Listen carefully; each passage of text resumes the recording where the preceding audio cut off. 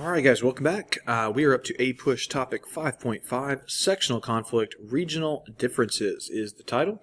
Thankfully, this will be much shorter than our last one on the Compromise of 1850. I know that was a long video. This one, hopefully, we can wrap up in maybe a little over half the time as the last one. So, let's get into it. We're going to look at two big topics today in section 5.5.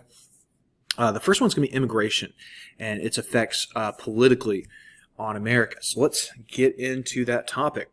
So if you recall from our last period 4, we talked about this influx of immigration in the mid-1800s. You can see there's this huge spike right here, smack dab, right in the middle of the century.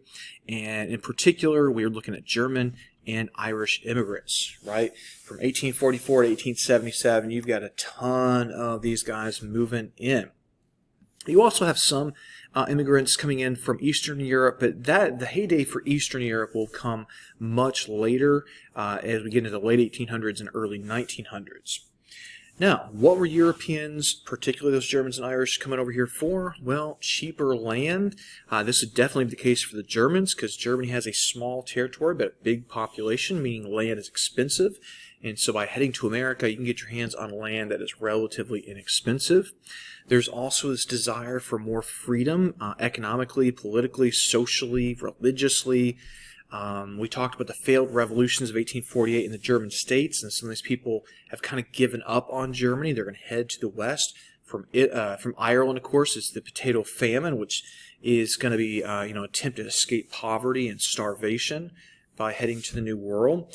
There's also the issue of conscription in a lot of European countries, that a lot of young men don't want to go into the military, and they'd rather go to America where that's not even a thing. You can just come over here, start a business, open a farm, and you're your own man. And that appealed to a lot of Europeans. Now, Europeans aren't the only immigrants. We also saw an influx of Chinese immigrants into the West Coast in this time period, many of them to work on railroads, the Central Pacific in particular during the Transcontinental Railroad construction, and also doing a lot of mining out west. And so you just have this influx of all kinds of new people. Now, immigrants typically, particularly with Italians and Irish and Chinese immigrants, they're going to kind of settle as groups in America. You'll have kind of like their own little communities where they keep speaking their native tongue and they keep their customs alive. And that makes sense because when you move to a new country, with a new culture, you want to be among people you are more familiar with. But from the nativist side of things, native-born American side of things, that they see this with kind of suspicion, like, well, why aren't you blending in? Why aren't you being more American? Why aren't you speaking English? And so there's going to be some tension there between native-born Americans and the immigrants, which brings us to some anti-immigration feelings. And we're going to call these people nativists. Nativists are people who are born in America who are suspicious of foreigners. So what are nativists worried about? They're worried about being overwhelmed. They're worried about losing control of their political system. They're worried about their culture being changed. They're worried about losing jobs to poorer immigrants who will come over and work for less. There's just a lot of suspicion in the air. There's also the issue of religion. You have, of course, Catholicism peaking with especially the arrival of a lot of Irish immigrants, but even a lot of Germans were Irish. Germans were Catholic as well. And so native-born Protestants were fearful that these new immigrants are going to bring Catholicism with them, and they won't be loyal to America, they'll be loyal to the Pope. In fact, as evidence of that anti-Catholic feeling, in 1844, there was a huge anti-Catholic riot in Philadelphia. 2 Catholic churches were set ablaze, and over 20 people were killed in these clashes. So again, lots of just really angry people opposing Catholic immigration. In fact, so much so that in 1849, an entirely new political party is established called the American Party. We know it better as the Know Nothing Party. And the Know Nothing Party, its origins are when this political party was first formed. It was kind of a secret society. And so if someone asked you something about it, you would just tell them you didn't know anything about it, to deny your membership, deny your knowledge of it or something like that. And so Know Nothing just kind of took off. And of course, obviously, critics of this party will use Know Nothing as a very different means altogether. What does the Know Nothing party want? They want to limit the immigration to America. They want to, basically scale back the number of people allowed in America, and also limit the powers and advancement of people already here from those immigrant countries.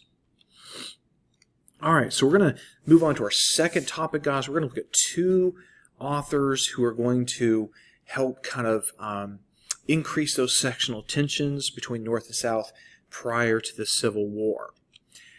So let's think back. In period 4, we learned about this big cultural movement, mid-1800s, that led to a lot of reforms and a lot of new ways of seeing society. And I'm talking, of course, about the Second Great Awakening.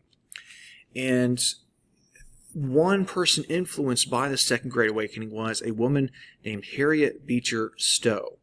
And she didn't have a lot of personal experience with slavery, but she just kind of felt as if this whole slavery thing was a moral stain on America, that it was a sin, it was something evil that had to be excised from America.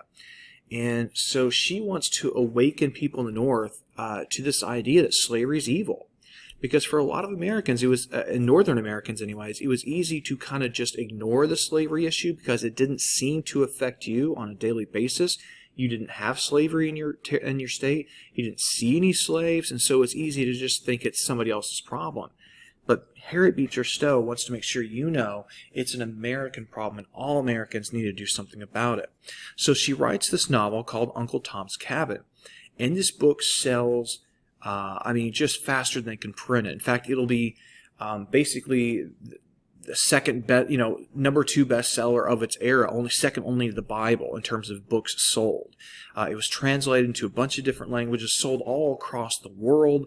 It was very popular with a lot of people in England and in France, and it really kind of opened people's eyes to the inhumanity of slavery by making the slaves, the characters in the books who are slaves, seem like real people with real feelings and real concerns, and for a lot of Americans who didn't know anything about slavery, this was their first chance to really kind of see it up close, at least through book form anyways. It also convinced a lot of Americans that Northerners that this whole fugitive slave law was a total mistake, that we should have never told the South we're going to help them return their slaves, and we're not going to cooperate. And so this book was condemned by the South as anti-Southern propaganda, that it was something trying to whip up people in the North in their frenzy to hate the South. Now, our second author and second book deals with this idea of white non-slave-owning Southerners. Are they benefiting from slavery? That was the big question. And this author named Hinton Helper is going to say, well, no, they're not.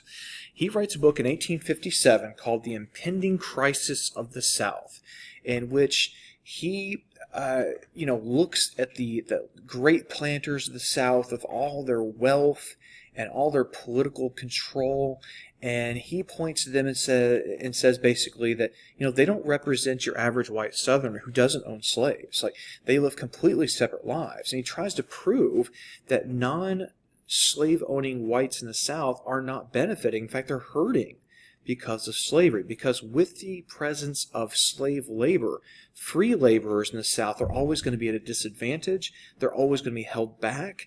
Also, this focus on cash crop farming is keeping the South backward and not developing industrial like the North was. And he's just really calling out the South, and particularly the leadership of the South, and saying, you're not helping the South at all. You're hurting the South. And as you can imagine, this book was banned across the South because it really went against the message being put out there by the planter elites. So if you put these two books together, Uncle Tom's Cabin and The Impending Crisis of the South, you put them together, what you've got is a lot of people starting to seriously reconsider this whole idea about slavery, its place in America, its place in the South specifically. And you have a lot of people in the South like getting super paranoid that, hey, wait a minute, why is everyone attacking us? What's happening? And they're also reconsidering their presence in the Union, that maybe the only way that they can preserve their way of life is if they break away from America altogether and form their own country.